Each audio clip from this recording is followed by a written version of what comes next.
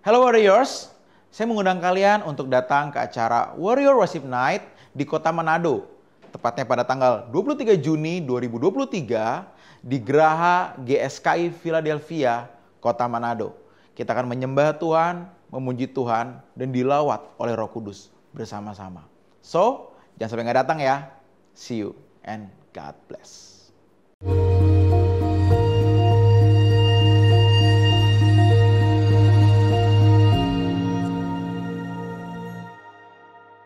Shalom saudara, kita kembali mengikuti Abam masuk episode 677 dari wanita usia 52 tahun sudah menikah, Bandung, Jawa Barat. Salam Pak Eras, suami saya menikah lagi dan didukung oleh keluarganya. Saya ditinggalkan karena belum mampu memberinya anak. Si wanita yang dinikahi suami saya tuh selalu bilang kalau saya sudah bukan istrinya karena sudah menikah dengan suami saya. Apakah pernikahan mereka sah, Pak Eras? Suami saya memalsukan identitas dengan bilang single ke gereja, dan si wanita itu tahu sebelum mereka menikah kalau suami saya sudah menikah. Harus bersikap bagaimana saya? Terima kasih Pak, saya tunggu jawaban, saran dan doanya. Itu kalau kamu tapi jangan ya. Pendeta itu bisa... Gereja pendeta itu bisa ditutup. Dia melanggar hukum, memberkati orang yang sudah terikat atau masih terikat pernikahan. Suamimu juga melanggar hukum, tetapi kamu akan banyak mengalami kesulitan kalau kamu dan itu bukan cara anak Allah. Saran saya, kamu diam saja. Apa yang ditabur orang akan dituainya. Kalau gara-gara anak dia menceraikan atau meninggalkan kamu, dia akan bertanggung jawab. Anak macam apa yang akan dilahirkan dia kemudian hari? Apakah anak yang dilahirkan itu mendatangkan kebahagiaan dia atau menghancurkan hidupnya, keluarga besarnya, bahkan masyarakat? Tidak saya sumpahi, tapi tindakan suamimu ini jahat. Lebih baik kamu diam, kamu mencari Tuhan bersama saya, mempersiapkan diri untuk masuk langit baru, bumi baru. Udah, itu aja ya. Ikuti saya doa pagi, dengarkan khotbah saya, lupakan dia. Anggap dia sudah mati, lalu kamu melayani Tuhan. Nanti kamu akan diberi Tuhan banyak anak-anak rohani dan kamu bahagia. Ya. Bukan tidak mungkin suatu hari suamimu akan datang minta maaf. Ya, kamu siap menerima suamimu kalau datang minta maaf.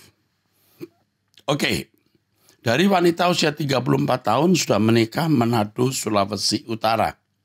Salam, mengapa saat saya di gereja saat penyembahan, kadang saya merasa seperti menyatu dengan lagu penyembahan.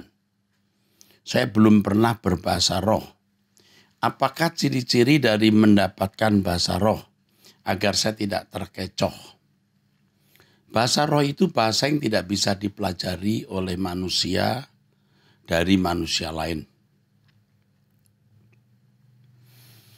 Jadi kamu minta hikmat Tuhan, mohon karunia, sebab bahasa roh ini salah satu karunia dari Roh Kudus. Tuhan akan memberi dan kamu akan tahu bahwa ini roh, bahasa roh yang benar. Dan bahasa roh yang benar itu bisa diartikan oleh si pengucapnya. Ya, mengerti maksudnya. Kalau tidak tahu sepenuhnya, paling tidak intinya dia tahu. Adapun mengenai saat kamu menyembah Tuhan, kamu menyatu dengan lagu penyembahan, itu bagus karena banyak orang tidak bisa menyatu dengan lagu penyembahan. Ya, jalan terus, bertumbuhlah terus nak. Kamu akan menjadi anak Allah yang baik. Dari pria usia 37 tahun sudah menikah, Pak Eras dan tim Abam yang sudah memproduksi konten yang memberkati sampai hari ini. Kiranya Tuhan memberkati dengan berlimpah-limpah. Pak Eras yang saya kasihi, saya masih belum menangkap mengenai arti dari bagian-bagian ini di Alkitab. Perumpamaan mengenai bendahara yang tidak jujur di Lukas 16. Mengapa bendahara yang tidak jujur dan merugikan tuannya malah dipuji karena ia bertindak cerdik, Pak?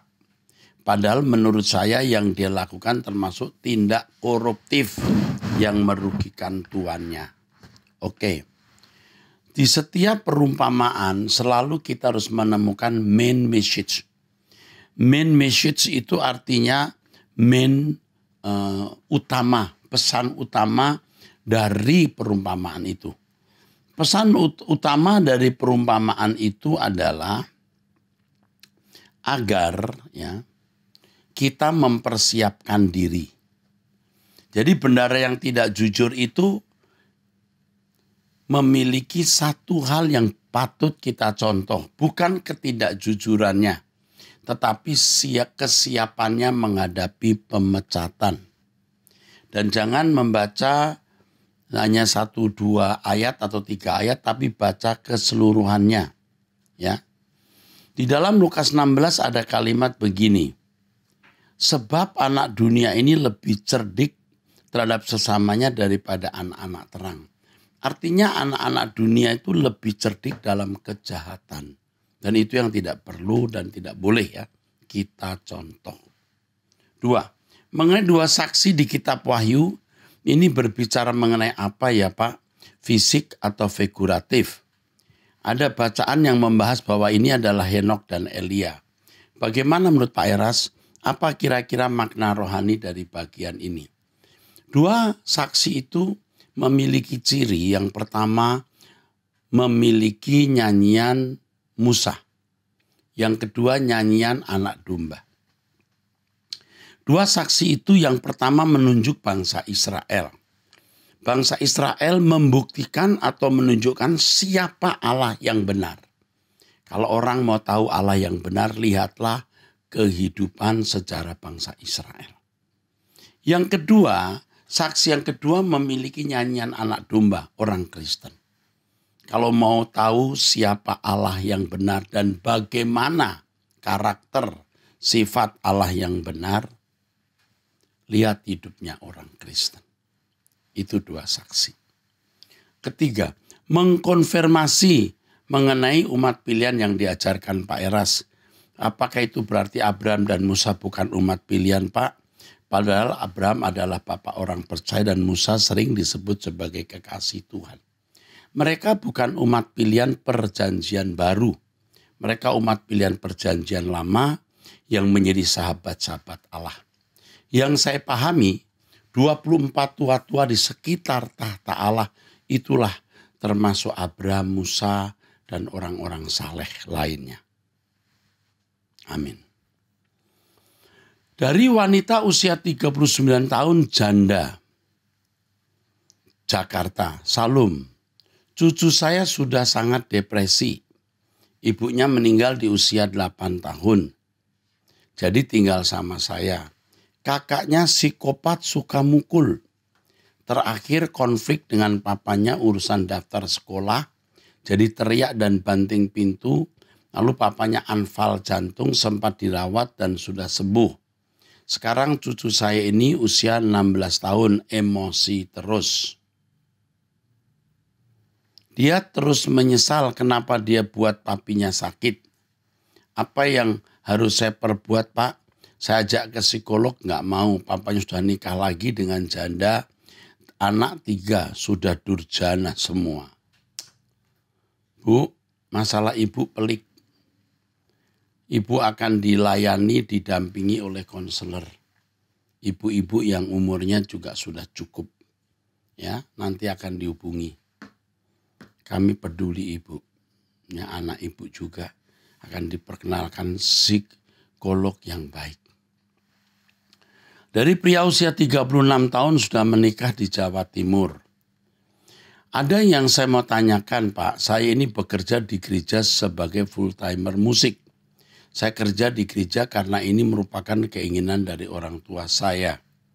Sebenarnya saya sendiri merasa passion saya mengajar, Pak. Kebetulan tahun depan kontrak kerja saya di gereja selesai. saya bergumul Pak, untuk memutuskan melanjutkan kontrak atau tidak. Dan juga ada partner saya dalam pelayanan seringkali mengganggu kedamaian hati saya. Dia pernah memfitnah saya, mencurangi dalam hal pekerjaan dan lain-lain. Jangan gegabah, ceroboh, mengundurkan diri. Kamu harus berdoa dengan sungguh-sungguh. Apakah kamu harus keluar dari gereja ini atau tidak? Saya khawatir kamu mau keluar didesak bukan karena kamu merasa tidak memiliki panggilan sebagai full timer pemain musik, tetapi karena kamu merasa bahwa kamu dizolimi. Nah, kamu pasti punya S1 mungkin. Kamu bisa meneruskan studimu di STT Ekumene. Nanti kamu akan dihubungi orang saya. Kamu telanjutkan dulu pendidikan, nanti kamu akan bisa menjadi pengajar. Apakah pengajar musik plus teologi atau apa? Ya, apa yang saya bisa bantu, saya bantu. Tapi jangan tinggalkan gereja itu dulu. Ya, oke? Oke, nanti akan dihubungi Pak Yehuda. Oke. Dari ibu usia 62 tahun, ini wawancara terkait kasus ustadz yang menghina kekristenan. Halo, ingin mewawancarai Pak Erastus soal ustadz yang menghina kekristenan dengan mengatakan bahwa Yesus menikah dan punya anak dan lain sebagainya. Kami perkumpulan Galarua ingin meminta pendapat Pak Erastus untuk memberikan sedikit tanggapan seperti pendeta-pendeta lainnya karena kami sedang melaporkan ustadz ini untuk diproses hukum. Semoga mendapat perhatian baik dari Pak Erastus karena Indonesia sedang sekarat dalam menegakkan keadilan beragama dan beribadah. Di mana-mana selalu terjadi persekusi gereja.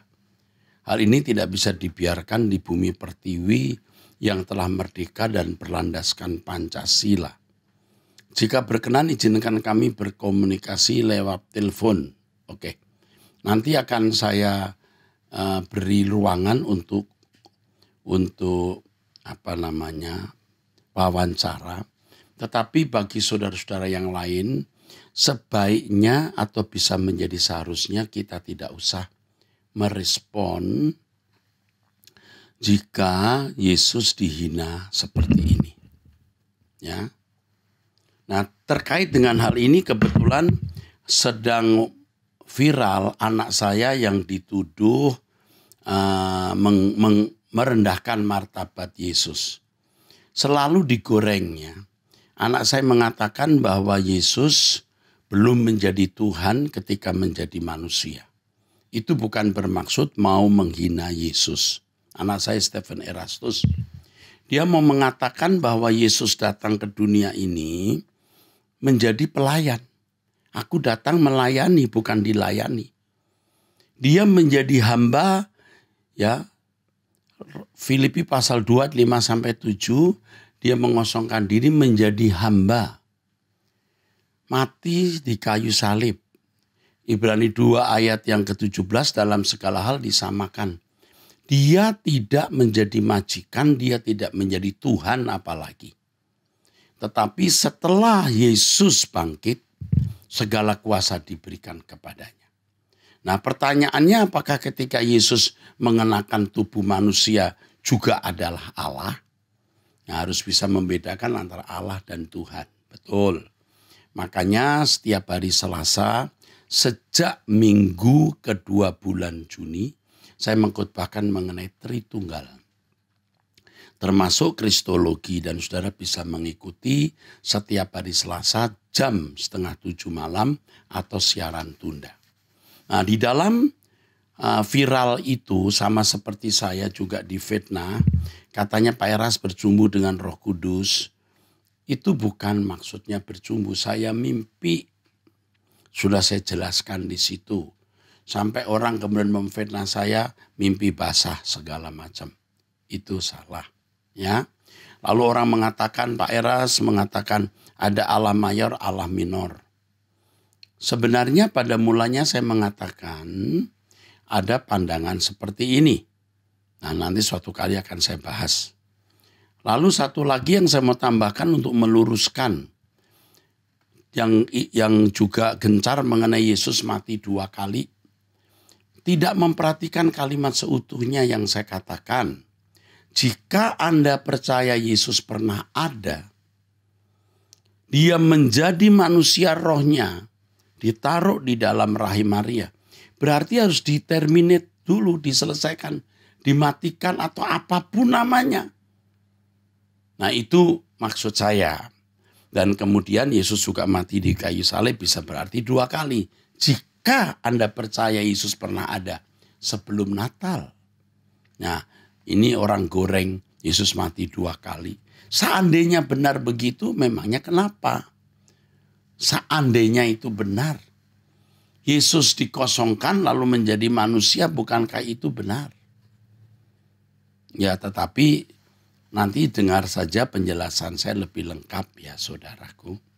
Nah, mengenai Yesus yang punya anak istri, ya ini benar-benar ngawur. Ini penghinaan bagi Yesus. Ya. Juga ketika anak saya Stephen Erastus berkata, dia sedang khotbah di remaja, dipotong. Jadi Yesus pernah seperti kita, juga bisa melihat wanita itu cantik atau jelek. Apalagi wanita-wanita Yahudi cantik-cantik. Dia manusia seperti kita. Tapi Yesus tidak berdosa tentunya. Nah, jangan terus digoreng Yesus jatuh cinta. Nah, ini kan rusak namanya, ya. Nah, saudara-saudaraku, maka orang-orang yang suka bicara demikian sebaiknya tidak usah didengar. Begitu Anda lihat YouTube-nya, lewati saja, skip. Ya, tidak bermartabat. Dan kita kalau membaca ide pikirannya juga tidak bermartabat. Saya harap saudara memiliki nurani untuk bisa membedakan kebenaran dan dusta. Mengenai ibu ini, ya, saya tidak tahu apa yang diharapkan dari saya.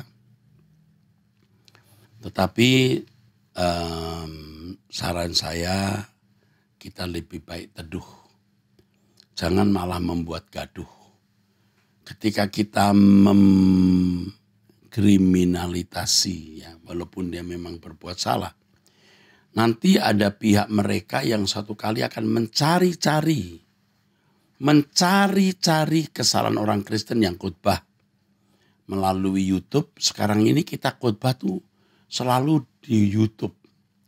Ini akan memicu mereka ini bukan semua orang non-Kristen ya, banyak orang non-Kristen, orang Muslim, Buddha, Hindu yang nasionalis, yang baik, yang santun. Tapi ada saja orang yang cari masalah. Jadi lebih baik menurut saya diam daripada kita memperkarakan di kepolisian dan akan bisa memberi umpan mereka melakukan hal yang sama.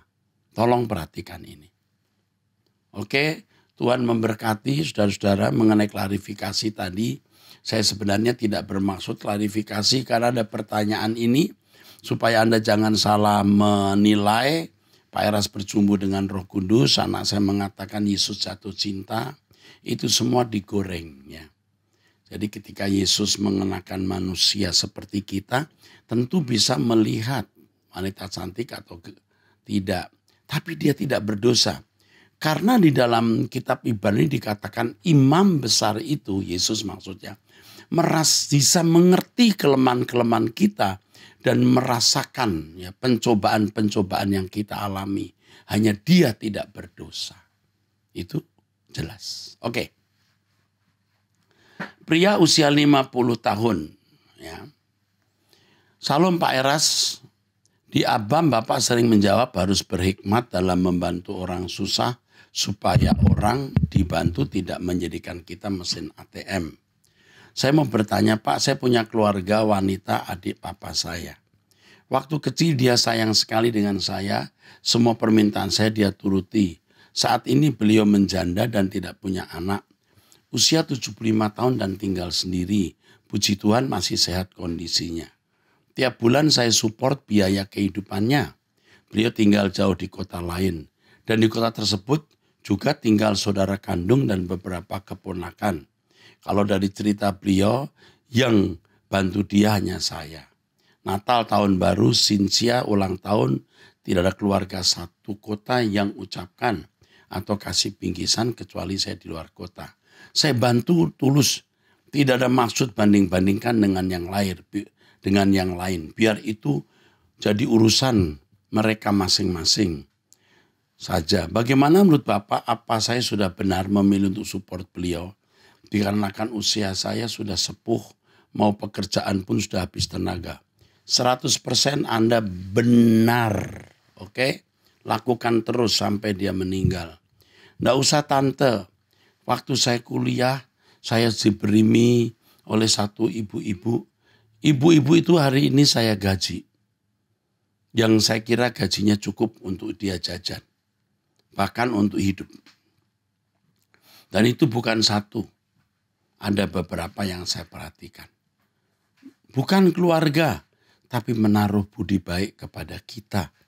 Dan sudah jadi janda yang harus kita perhatikan. Pendeta-pendeta yang ada di sekitar saya hampir 6 atau 5 atau 6. Yang dulu suaminya pernah menjadi pendeta.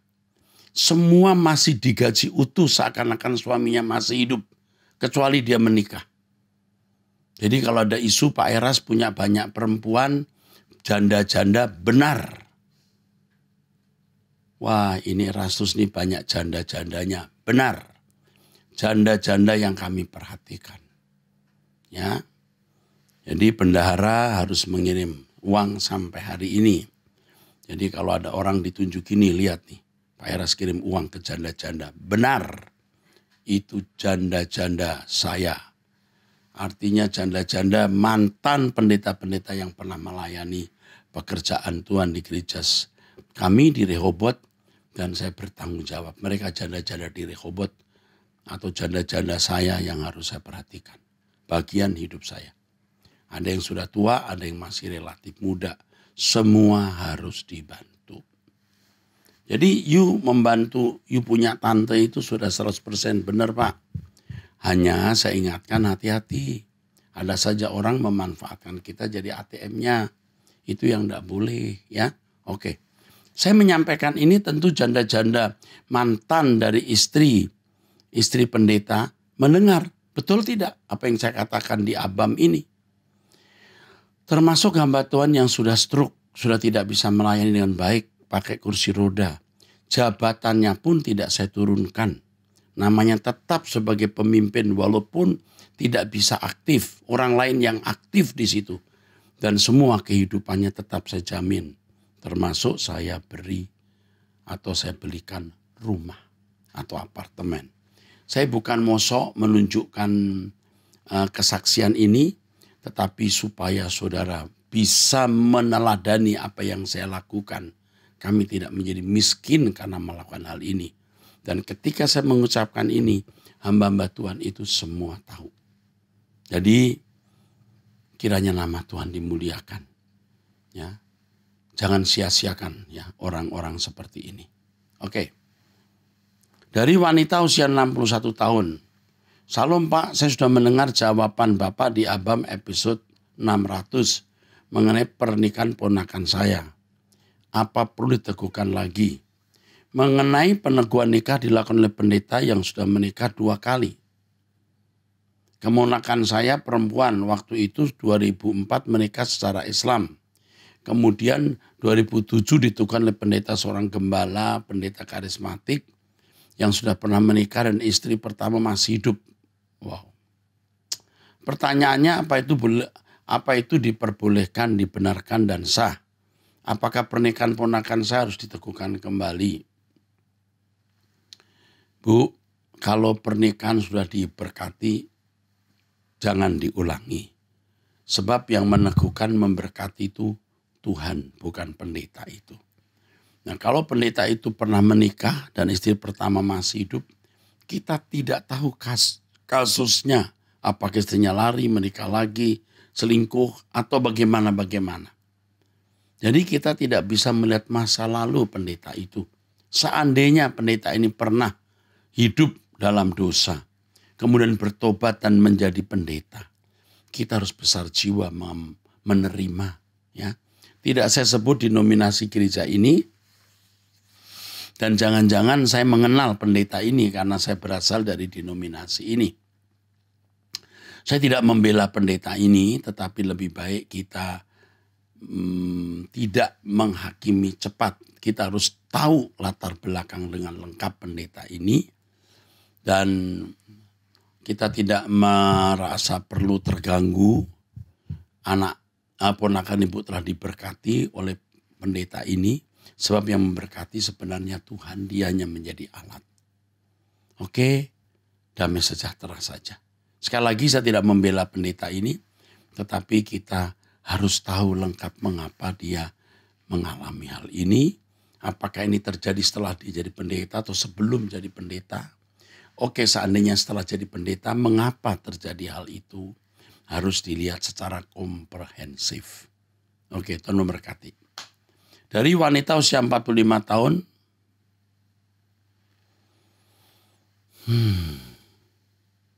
terima kasih Pak telah berkenan membacakan kesaksian kami di Abam 631.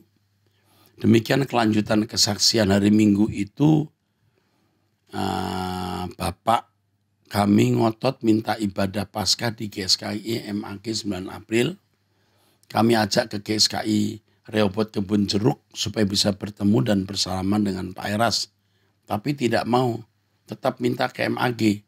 Walaupun secara fisik sudah sangat lemah.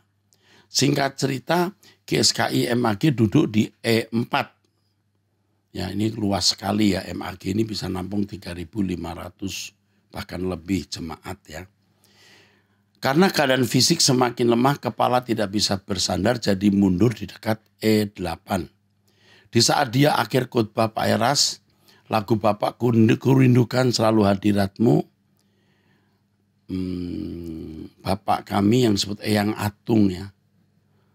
Eyang Atung. Kalau ini bukan rahasia ya, Bapak Nugroho Tomo. Mendengar jelas dipanggil pulang oleh Tuhan Elohim Yahweh. Terucap, aku mau pulang. Sudah dipanggil pulang. Hal ini disampaikan ke ibu kami Eyang Ayu yang duduk di sampingnya. Eyang Ayu menegaskan boleh pulang asal ikut Tuhan Yesus. Semua dalam rencana Tuhan. Semua persiapannya Tuhan atur. Eyang Atung, Eyang Kakung mungkin maksudnya ya. Bapak Nugroho ini ya. Bapak Nugroho Tomo ini. Yang persiapan diatur. Eyang Atung menunggu semua kumpul. Cucu pertama pulang ke Jakarta tanggal 16 April. Semua kumpul sowan Eyang Atung sebelum kami pulang. Saya doa dengan kata-kata yang saya tidak mengerti hari itu. Kata-kata doa itu demikian. Hari ini Tuhan Elohim Yahweh memandu Atung sudah di LB3. Amin. Rabu 19 April setelah perjamuan kudus dan doa pagi, Tuhan menjemput Eyang dengan sangat damai, tenang di samping Eyang Ayu. Merinding saya ini. Puji Tuhan, kemuliaan hanya bagi Tuhan. Terima kasih Pak Erastus atas kesabarannya membimbing kami. Sehat selalu Pak Erastus, mohon maaf. Enggak panjang Bu. Saya mengenal ya jemaat ibu ini, mengenal suaminya juga seorang arsitek. Ya. Suaminya seorang arsitek jemaat GSKI Rehoboth Kebun Jeruk. Rumah di Gading Serpong. Ini kesaksian yang luar biasa ya.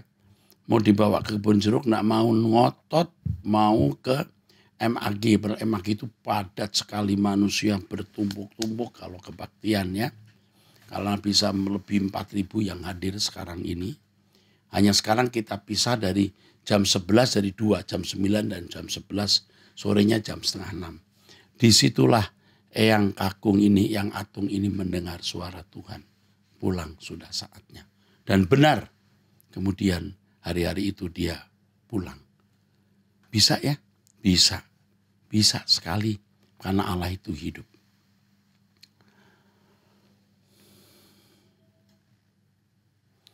Dari janda usia 76 tahun di Sidoarjo, Jawa Timur. Salam, apakah bisa membantu masalah rumah milik saya? Tapi dikuasai anak perempuan yang durhaka. Saya lebih kurang tahun lalu saya tinggalkan rumah karena mau dibunuh oleh anak saya. Saya bantu, Bu. Kami akan kirim seorang pengacara atau menghubungi Ibu. Ya. Asal benar ya Ibu di pihak yang benar. Ya. Kami mengirimkan pengacara pun mau ajak damai-damai saja, bukan ribut, bukan memenjarakan anak Ibu. Ya. Paling tidak Ibu damai, mengakhiri sisa umur hidup Ibu dengan damai, supaya Ibu bisa mendapat tempat di langit baru, bumi baru. Oke, nanti dihubungi. Hari ini dihubungi. Dari wanita usia 28 tahun single, Medan, Sumatera Utara. Pak, beberapa bulan yang lalu saya punya pasangan, tapi pasangan saya itu ketahuan selingkuh. Chattingan dari HP. Di situ saya emosi. Saya putuskan Pak bulan 11 kemarin. Di situ dia terima. Di situ yang salah saya. Apa dia Pak? Yang salah dia atau apa saya Pak? Tapi sampai sekarang saya ada rasa menyesal dan tidak bisa lupa sama dia. Saya selalu berdoa sama Tuhan, jika dia yang terbaik tolong dekatkan kami lagi. Itu kamu lupakan dia.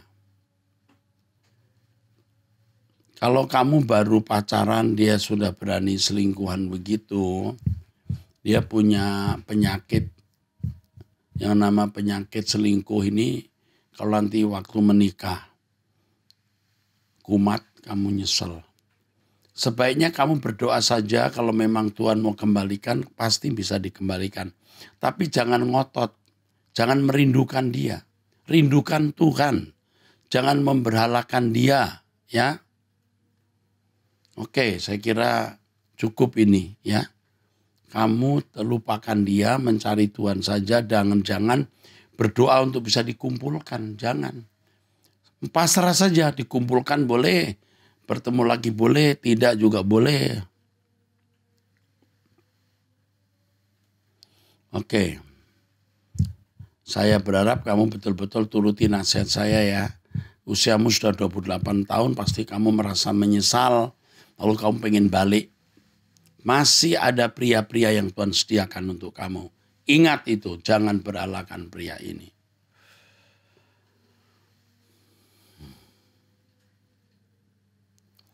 Dari wanita usia 35 tahun, Pak Era, saya menderita penyakit mental dan sering melakukan upaya bunuh diri. Saya didiagnosis oleh psikiater menderita OCD, anxiety and depressive disorder. Hal ini terjadi kemungkinan besar karena saya tidak menerima perpisahan orang tua saya. Papa saya berselingkuh dan dari kecil tidak menafkahi saya dan kakak saya. Kami dibiayai oleh tante.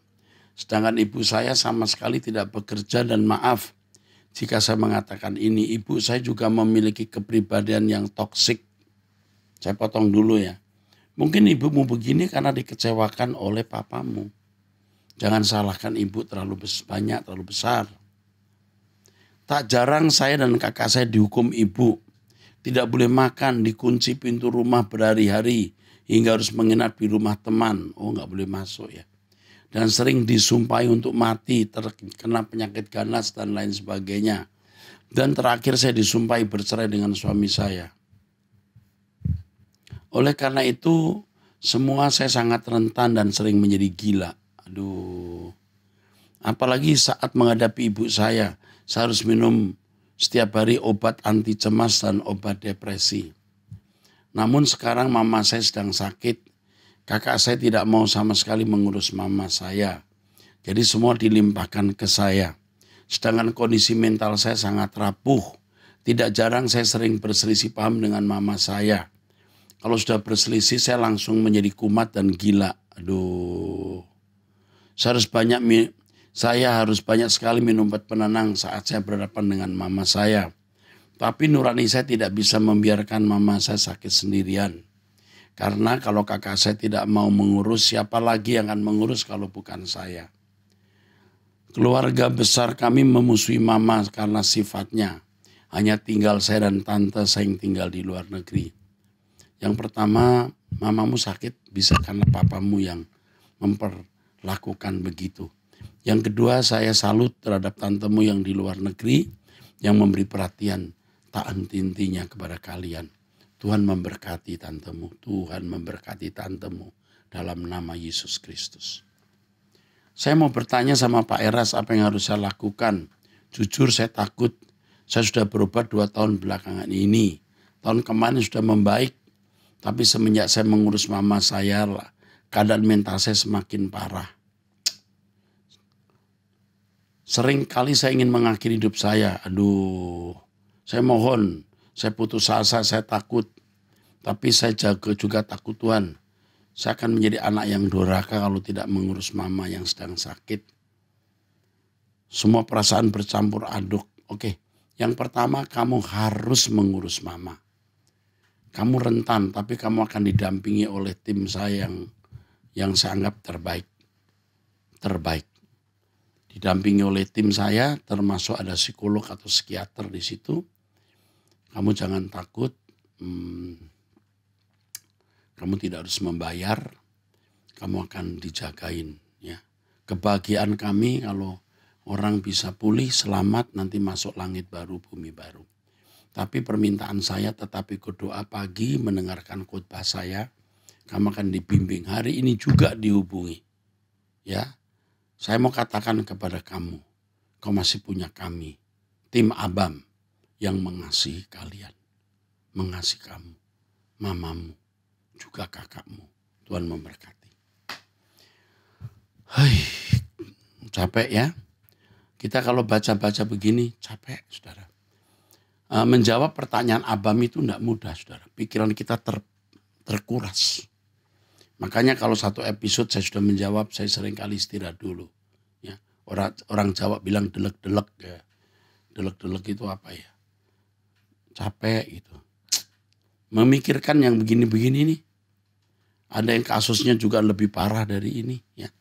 Sekarang terakhir ya, pria usia 51 tahun. Saya ingin bertanya mengenai unek-unek saya mengenai kegelisahan antara khotbah kebenaran Injil yang saya terima dari siaran radio swasta di Surabaya. Saat itu belum lengkap karena durasinya mungkin. Tapi saya terberkati, saya merasa ini yang menjadi tujuan kebenaran Injil. Setelah sekian lama sejak kanak-kanak sampai tua pengajaran kekristenan nggak pernah punya kekhawatiran kalau sudah Kristen pasti selamat. Tugas kita cuma menjadi saksi supaya orang lain masuk Kristen dan memenuhi gereja saya sendiri. Dari gereja karismatik ini. Dari judul firman yang disampaikan, Tabernakel dari Keluaran, Kitab Daniel, Kitab Wahyu. Pertanyaan saya, saya sampaikan yang saya pahami tentang kebenaran Injil. Melalui kesempatan memberi renungan malam dan renungan guru-guru sekolah minggu, meskipun sekarang mendapat tantangan dan saya dilepas dari kegiatan gereja hanya jadi jemaat biasa. Ini maksudnya apa ya? Setelah sekian lama sejak kanak-kanak sampai tua pengajaran kekristenan gak pernah punya kekhawatiran. Oh jadi kalau sudah jadi Kristen lalu selamat, itu tidak baik, tidak benar mestinya. Tapi orang pikir kalau jadi Kristen pasti masuk surga. Sekarang hanya bersaksi bahwa orang masuk gereja gitu. Oke. Dan pemahaman kebenaran Injil saya sendiri, sedang anak-anak dan istri sebatas pemahaman pada umumnya. Jadi punya keinginan mundur dari gereja. Di rumah saja mendengar khotbah Pak Eras online dan memohon izin dan izin anak-anak dan istri tetap beribadah di gereja itu. Yang kemungkinan mendapat tekanan karena saya seperti memusuhi gereja karena membawa ajaran doktrin gereja lain. Gereja membawa ajaran saya di gereja itu maksudnya ya. Walaupun dia tidak ngomongi bahwa ini dari Pak Eras, tapi dia dimusuhi. Bapak usia 51 tahun. Di Surabaya itu ada GSKI Rehoboth Surabaya. yang digembalakan oleh Bapak Roni Runtukahu dan Bapak Sutopo Singgih. Mereka sahabat-sahabat dekat saya yang mengerti kebenaran, terutama Pak Sutopo yang menjadi full-timer operasional pelayanan karena Pak Roni sering keluar kota dan beliau juga gembala GSKI di Balikpapan. Beliau juga sering keluar negeri. Nah, saudara, Bapak bisa bergabung di gereja itu kalau memang sudah keluar. Tapi kalau Bapak masih betah di gereja lama, tetaplah membantu gereja itu. Ya, sebaiknya Bapak dan anak-anak dan Ibu satu gereja. Saya kira cukup ya, saudara. Sampai ketemu di episode yang akan datang. Tuhan memberkati.